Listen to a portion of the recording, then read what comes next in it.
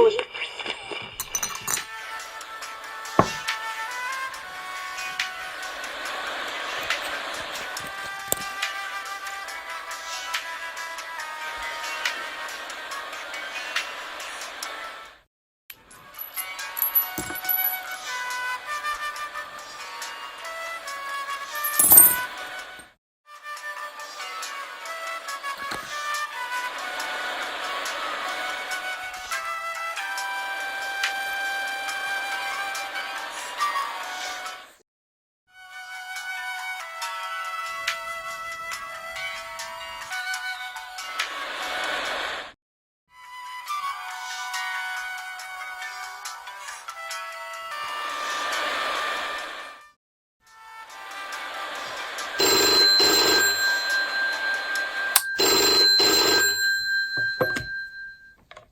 Алло? Твое желание скоро исполнится.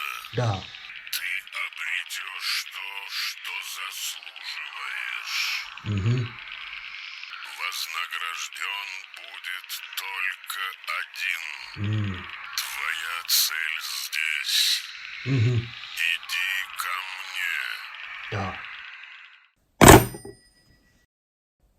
Привjet. Eli Jone kutsuu. Tulinkin hankkineeksi säteilymittarin.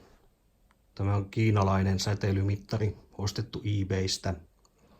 Tätä mittaria valmistetaan 3 eri mallia.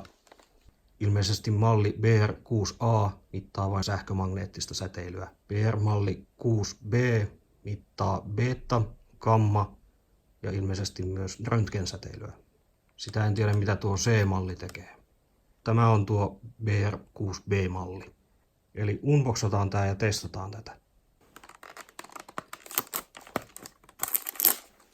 Vähän on ottanut iskua matkalla tänne Zonen rajalle.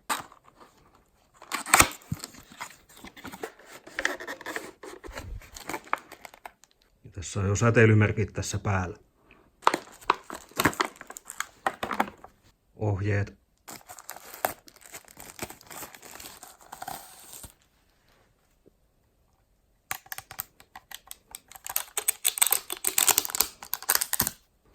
Tämän näköinen laite. Toimii paristoilla.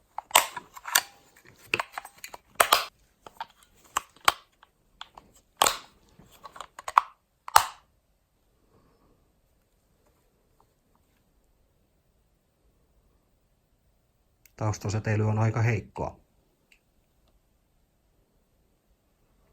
Eli täällä sanotaan, että tämä käyttää armeijatasoista Geiger-Müller-putkea havaitakseen tuon ionisoivan säteilyn. Eli military grade. Tuossa on noita tunnuslukuja.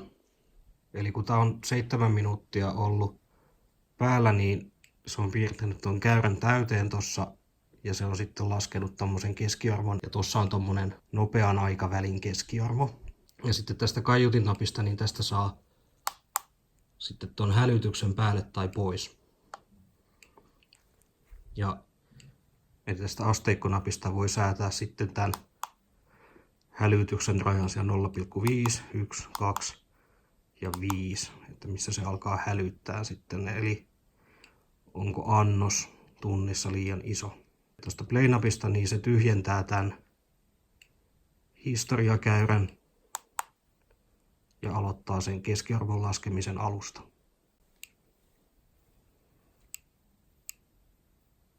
Nyt se on piirtänyt vähän matkaa tuota käyrää tuossa. Tuon käyrän avulla pystyy havaitsemaan vaihtelut, mitä tuosta säksätyksestä ei huomaa. Aletaan sitten testailemaan, mikä kaikki voi säteillä.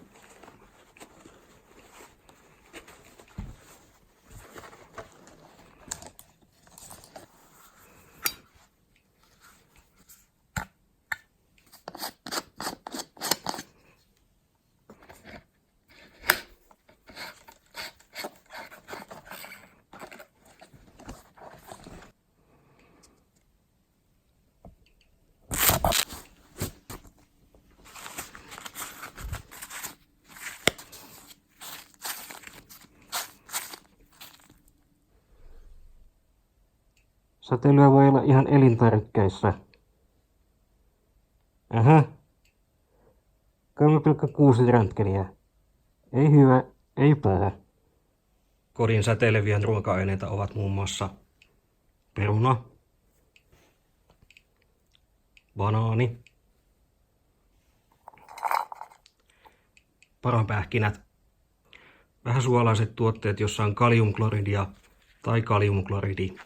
Eli näissä esiintyy runsaasti kaaliumia ja sen kaaliumin joukossa luonnossa luontaisesti esiintyvää kaaliumin isotooppia 40, joka säteilee. Rekkalastillinen banaaneja saa herkät tullin säteilymittarit hälyttämään. Banaaneja kuitenkin pitäisi syödä ehkä noin 300 päivässä muutaman vuoden ajan, jotta kuolisi säteilysairauteen. Mitataan banaani. Tää on tässä alle 20 nytten. Ollut vähän aikaa. Pistän sitä banaanin päälle. Nyt jonkun aikaa ollut tuossa banaanin päällä ja asettelin ton banaaninkin ton Geiger-Müller-putken suuntaisesti. Ja se on jopa hieman ehkä laskenut siitä. Eli ehkä ei ole niin herkkä mittari, että se näyttäisi banaanin kohdalla mitään. Tai sitten vaan Lidlin banaaneissa ei ole säteilyä. Sitten mitataan parapähkinät. Se on ollut siinä 20 tietämillä tossa, kun se oli vähän aikaa tuo mittari pöydällä. Kyllä se selvästi nousee.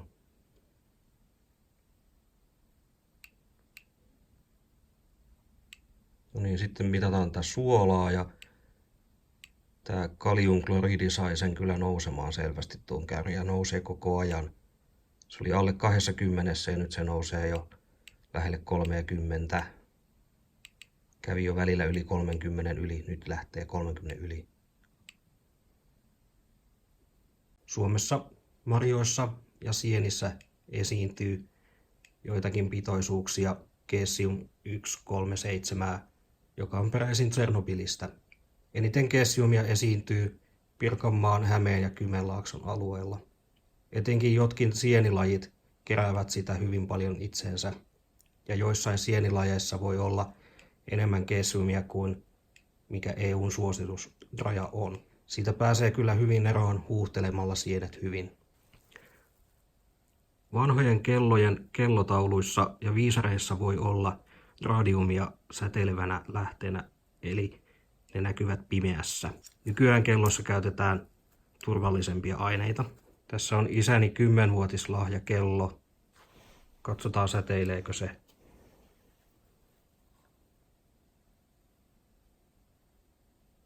Siinä ei ole hohtavia viisareita. En usko, että se säteilee. Tämä mittari mittaa myös röntgensäteilyä. Kuvaputkinäytöt röntgensäteilee. Niissä on tosin lyijylasi tuossa, tai lyijyä sisältävä lasi, mutta aina niistä vähän säteilyä läpi pääsee.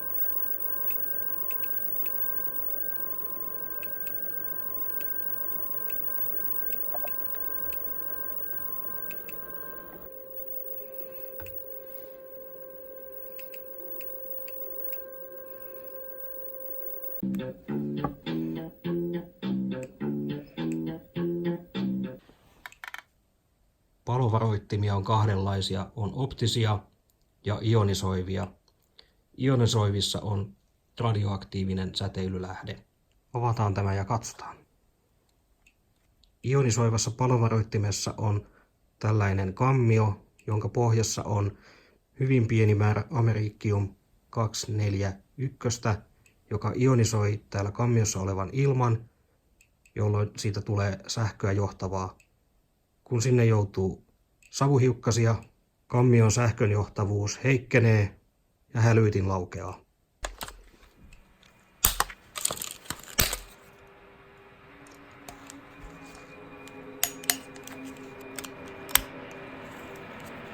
Tuolla se on.